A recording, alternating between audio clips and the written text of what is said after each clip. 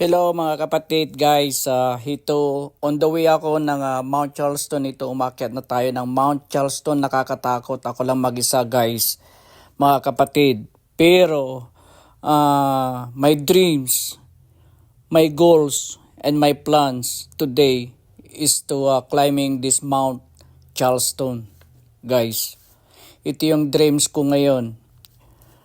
You know, climbing this kind of Mount Charleston is a symbol of striving to achieve goal and objectives. Climbing this Mount Charleston can represent growth and development. It may also represent your effort towards achieving your goals in life.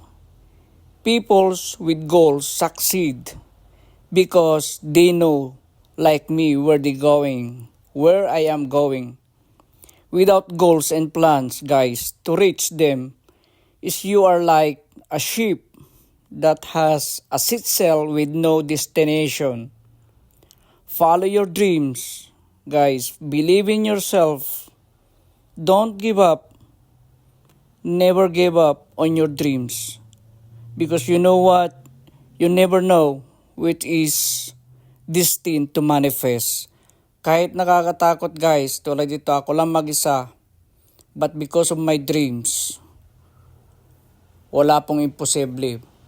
Walang atrasan guys, hanggang matapos, hanggang maakyat mo, hanggang makamtan ang inyong dreams. Basta maganda ang kahinatnan, wala pong imposible. Pagpatuloy natin ang mga goal, objective, ang mga dreams natin, mga vision natin sa buhay.